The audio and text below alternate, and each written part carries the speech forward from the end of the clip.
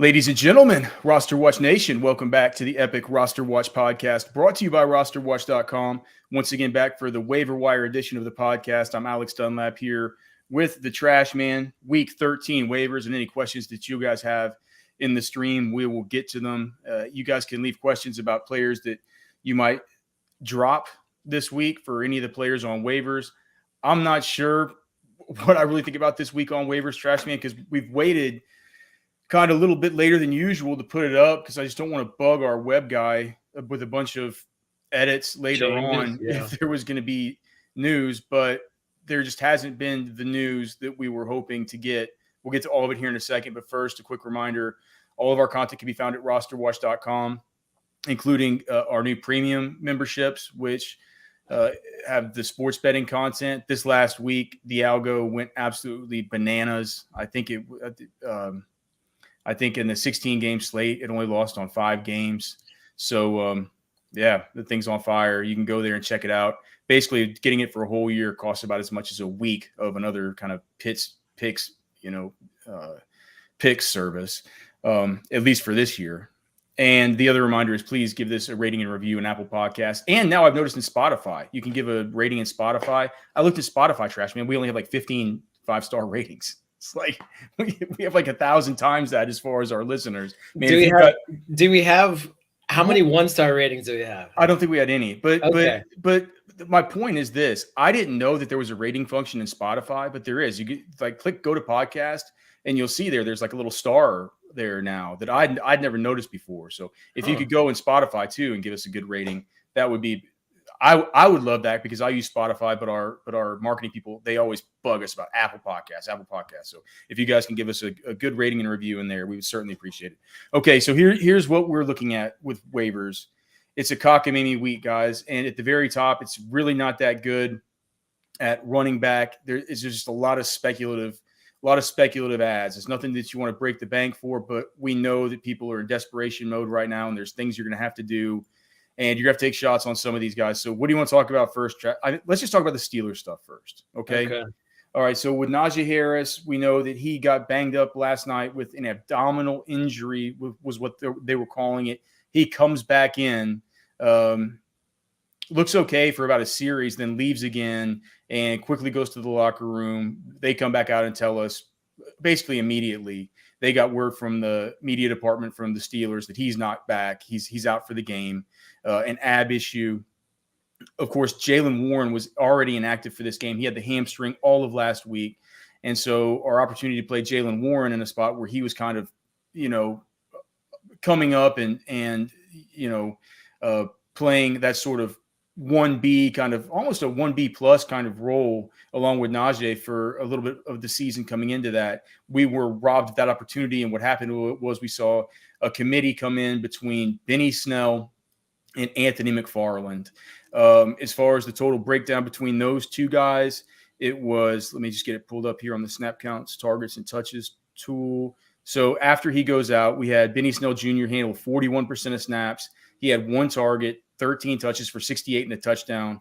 Anthony McFarland, 2 targets, 8 touches for 41 and no touchdowns on 30% of snaps. Both of them ran the same number of routes, which is kind of interesting considering that Anthony McFarland is by far considered to be the better pass catcher, whereas Benny Snell is sort of thought of as a between the tackles grinder type of player. But it just becomes interesting on a 1-week sort of slate here because we're going into this game at Atlanta, wherever it looks like for now it's at a pick'em. And this is the number 9 matchup on the early matchup tool this week for opposing runners. And so if we have no Najee Harris and if we have no Jaylen Warren, clearly Benny Snell and Anthony McFarland would come into play this next week as, low end RB2 type of plays, and people could use those right now. The question is, how hurt is Najee? How hurt is Jaylen Warren? I watched Mike Tomlin's press conference today, which was I wish I wouldn't have. I got absolutely no information from it. He started out the press conference by saying that, look, he's got no new information on Najee Harris. He has the same information that he did last night. They're going to take it day by day. He also said the Steelers, though, did have a couple of injuries that they're focused on, mainly on the defensive side of the football. where they're going to have a sort of a global sort of scaling down of practice this week on a short week coming into this Atlanta game, to where those guys, he said, like, so we can be inclusive of all the guys who are banged up, because we got a lot of guys banged up and we don't want them away from practice. So we're going to have sort of scaled down practice to start the week. You're going to see a lot of guys limited. So I thought he talked about that right after the Najee Harris stuff. So I thought maybe Najee could be included in that. Certainly Jaylen Warren, who, wasn't held out until, later, because they had the Monday night game. We didn't know that Jaylen Warren was going to be out until Saturday. So the fact that they went that long before announcing he could be out makes me think that he might be back. I would think that if we knew Jaylen Warren was going to be back, and if we knew Najee wasn't going to play, Jaylen Warren would be by far just the absolute nuts as far as who to pick up this week on waivers.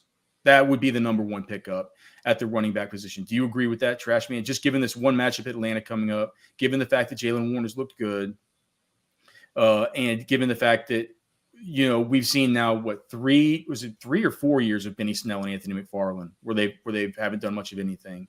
Yeah, so, I mean, I think there could be an argument for Zonovan, right? But okay, well, that's the situation with the Steelers. And that's why, I was hoping we would get a better update than this on Tuesday before we put up the cheat sheet. But dude, after this, I'm gonna have to get the podcast up and get the cheat sheet up. People have to run waivers, so. I mean, we're just putting them all, kind of stacking them up all in a row, and we're hoping that this provides some context as to what you should be looking for and the outcomes that you should be betting for if you do pick up one of these guys.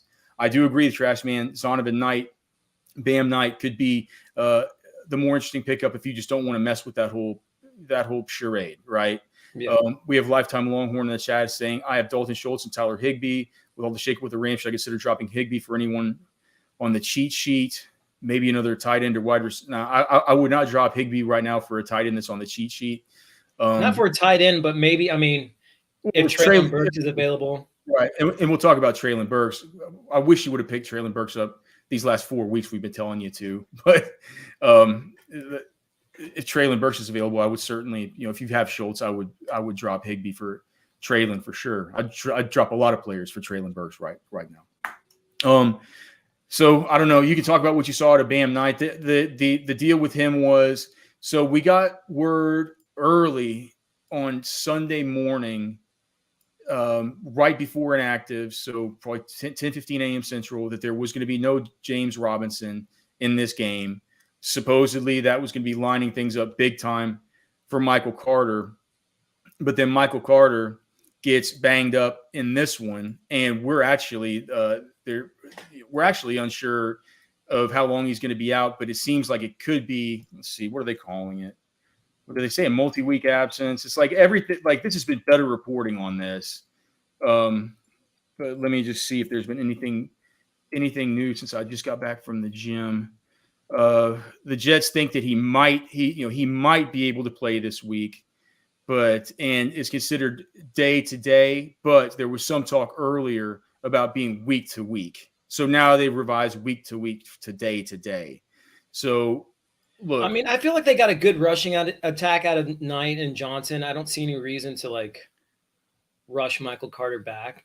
Dude, that whole offense with Mike White looked like a different offense. It was. It just looked so much. God, Zach Wilson's just so bad. But in the game yesterday, as far as on the game Sunday, as far as the distribution, we saw Bam Knight with 48%. So Bam Knight with 48% of snaps. Michael Carter was in for the first 30% of snaps, and after that, we had Bam Knight play 48% of the balance of snaps. Ty Johnson played 24% of the balance. Bam Knight actually got the 3 receptions for 17 total touches and 103 total yards. He went for 103. Michael Carter, you weren't dumb for playing him if you played him. He was going to have a good game. And then let's see, Ty Johnson, 2 targets, 6 touches, really efficient, 78 and a touchdown. So I think Trashman's right. They did get some good work out of those guys. For me, I'm going with the kind of the devil that I don't know. We did work on Bam Knight. We saw him. We saw him at the Senior Bowl, didn't we, Trashman? Wasn't he a late call-up? Didn't he come in on Thursday? Maybe. I might have seen him a little bit. I think he came in on third. We didn't talk to Bam. Maybe it was the Combine that we talked to him. I get it all mixed up over the years. We certainly did our work on him. We thought that he was an okay prospect and somebody who we were taking in the 4th round of dynasty startup drafts. Do you have any feel for whether or not the James Robinson scratch had to do with the fact that they were just more happy with how he looked like they a said guy. Something about running style. Well, do you know what that means? I'm not sure. I know what it means. It means like, look, we like this other guy better. A little bit more of a slasher. Yeah, we like this other guy better. The offense runs better when he's in there. It does. Do you think that James Robinson, Trashman, would have gone? I mean, I know it's versus the Bears, but would he have gone 17 for 103? I mean, I feel like we've always underestimated James Robinson and his capabilities. But not since the Achilles. Since the Achilles, and a new team and everything, and he's a healthy scratch. It's just like healthy and scratch are not two words you want to hear together if you're a fantasy guy, for these players. So, Bam Knight should be picked up for sure. We have him at the top of the sheet for now, even though I feel like I would pick up Jaylen Warren just for this week's matchup. If we did get word that he seemed like he was going to go, and it did seem like Najee was super iffy. And here's the thing with Najee too, Trashman. If he needs imaging and MRIs and all this shit on a Tuesday, that to me says, and it's the abdominal. Yeah. That to me says, man, it's pretty iffy. Like, I think, don't you think we should move up Jaylen Warren just in anticipation of that? Yeah. I'd rather pick up Jaylen Warren. Even if he does play, you'd expect an uptick in Warren's touches. Yeah, right. And then if we could get Michael Carter back next week, we might. It's a good matchup. He's at Minnesota. They are 3-point underdogs, but a fair enough team total here sitting, or a fair enough over under here sitting at 46. The number 12 matchup on the RosterWatch matchup tool for opposing running backs. So I do think that Knight, should probably be picked up in deeper leagues. Ty Johnson for sure. We also, do you have thoughts about the Rams stuff? Just the Rams are a complete disaster. I mean, Kyron Williams, I'm going to stick by what I said. Ahead of Cam Akers. Yeah, I'm going to stick by what I said last week about him, and what I said on the radio show about him is that this is a Rams team that's out of it. They're down for the count. They're done. They need players who are going to step up and show that they can be the new players on this team. Like, they're out of their stars, like, on offense. Yeah, they know what they have in Akers. I think they want to see what they have in Williams. Williams plays 70% of snaps, dude. Yeah. And I know it was a losing game script versus Kansas City, but they're going to be playing in a lot of losing game scripts. They really, really are no good. Yeah. And why push Stafford back? Why would Stafford push to come back? Why would Kupp push to come back? I don't think Kupp's coming back this season at all. We know Darrell Henderson's not. And that's so there's Akers, there's Kyron Williams, there's these kinds of guys. This is a week where it's not sexy. But, man, we're coming into the playoffs right now, and these are the moves that you need to be making because, importantly, even if you're almost out of budget or you have a bad waiver order, there's so many of these guys. You can pick one of them up. But, so just, do it. Take a flyer on one. Speaking of guys you can take a flyer on, and speaking of Darrell Henderson, he's now in Jacksonville. We had Travis Etienne, who left that game with the foot injury, which healthy scratch is two words you never want to hear about your fantasy players. If you're a Travis Etienne manager, the word you don't want to hear with him is foot. Anything. But they said he was cleared to come back. I get it, but are you going to? And they were careful with him, right? JaMychal Hasty looked pretty good. He looked good. JaMychal Hasty's kind of looked good. He's looked better with that duck-footed running that he has. What is it with him? And Travis Etienne kind of runs with some pointed out duck feet too. Have you ever noticed? But Hasty definitely does. He looked good. He looked good as far as his snaps in this game. After Etienne went out, it was he played 17 touches for 95 total yards. He had 5 targets on 78% of snaps. In a thrilling, was that a win? They came back to win, didn't they? For the Jags, yeah. Yeah, they came back to win versus the Ravens. Just unbelievable. They're like, so they're better than the Colts now. They're better than the Texans now. Like the Titans are the Jags' only competition in this. I mean, that's tough competition, but pretty interesting development there for the AFC South. Trevor Lawrence just looking like a total G. So Hasty, he's a guy that you could pick up. Jerick McKinnon is probably still out there in a lot of leagues. He's a guy that's looking like you can pick up. He's going to be used in all kinds of ways. Ron Jones looks like now that they've brought Melvin Gordon onto the practice squad for the Chiefs, they probably might have to do something with elevating Ronald Jones for sure. But I don't know. It's that'll be something interesting to follow. But I think McKinnon, if he's around, he's out there. It's fine. Mike Boone coming back this week, somebody interesting to keep an eye on. And there's all these other guys. I mean, we talked a little bit about the San Francisco situation. We have now Elijah Mitchell looks to be out for the season. Christian McCaffrey's a little bit banged up too. Tyrion Davis-Price has been basically inactive for most of these games recently. It was Jordan Mason that came in and got the work this last time. But moving forward, it could be Tevin Coleman. Who'd you say, Trashman, was Matt Barrows, whose report you read earlier? Matt Barrows is the best about this kind of shit. And what he said, it lines up exactly with what I would say. Jordan Mason is like a special teamer, utility kind of player, a kind of guy that you don't pull up to the 53-man roster just to be your running back, right? Whereas, so he's there, but he's a special teams guy. He's having to do all this other stuff. Tevin Coleman is the kind of guy who you're not going to bring up to the 53 unless you plan to run him as the running back, right? So if Tevin Coleman's active, he could be an interesting pickup there. Yeah, Kyle Shanahan seems to like him too.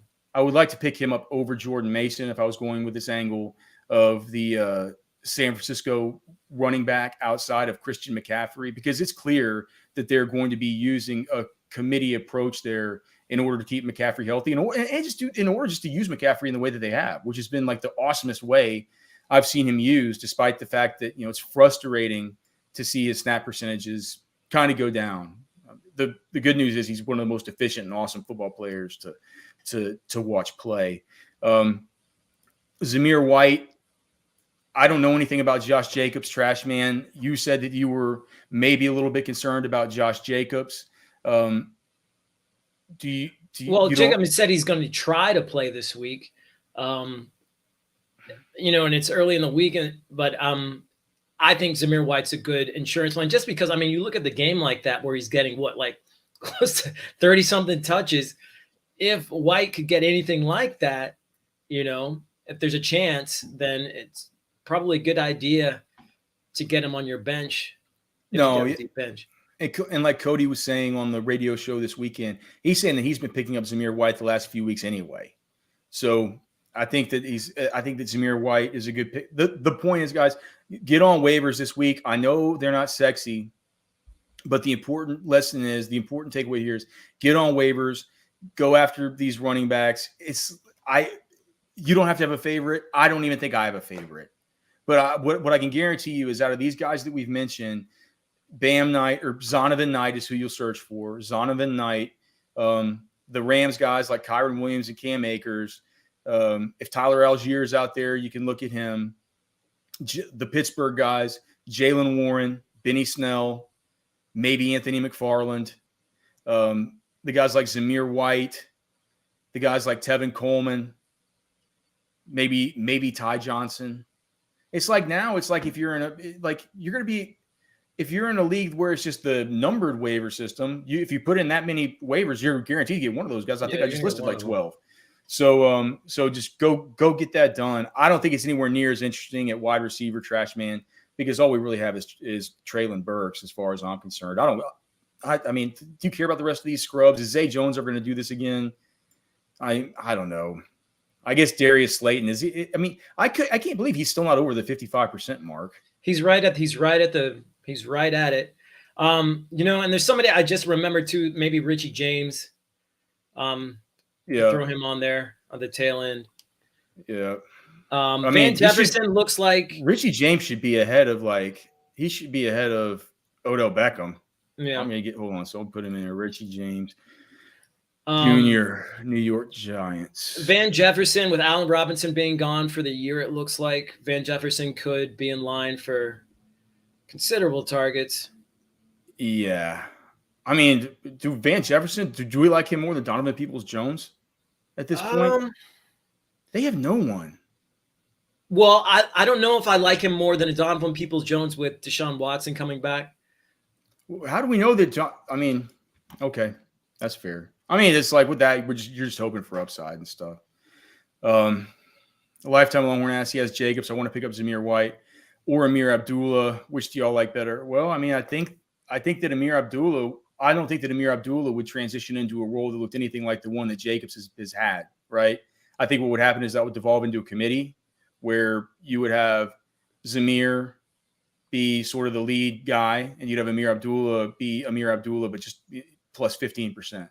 Yeah. So I want the upside of Zamir White as opposed to Amir Abdullah plus, if that makes any sense. I want the guy that can be 80% of Josh Jacobs.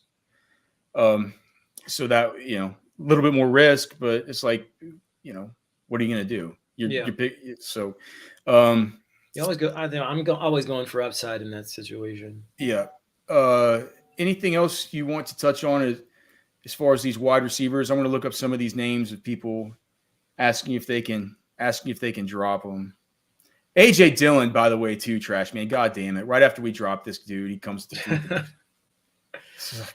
unbelievable. Yeah, I mean, he's not on the. I think he's far too owned to put him on the sheet. Oh no, he is. I'm just saying, like we've talked about it. It's like we told you we can drop him. All this stuff. It's like I dropped him, and everywhere I had him, it's just so bad. Well, I don't know. I think it might have just been a 1 week thing because if Aaron Rodgers returns, I don't think he's got that same outlook. Otherwise, hey, man, Chase Claypool got kind of hurt in this game, but I'm seeing that he had the 5. Chase Claypool needs to be on this sheet. I'm seeing he's only 53% owned. He's right below Jameson Williams. Okay, he needs to be up higher because of the Darnell Mooney stuff and the targets last week, right? He should be in this other tier, right? Potentially. He should be higher. Yeah, let's put him up. Let's move him up. Okay. I'm glad that we didn't put this thing out yet. There's some changes that need to be occurring here. Okay. Yeah. Well, with Chase Claypool, we just say Darnell Mooney's out for the season. He popped his head up for a bunch of targets this last week. Yeah. I mean, Zay Jones coming off of his highest targeted game of the season. I can't trust Zay. He's somebody to look at. Quez Watkins in Philadelphia coming on in Dallas Goedert's place.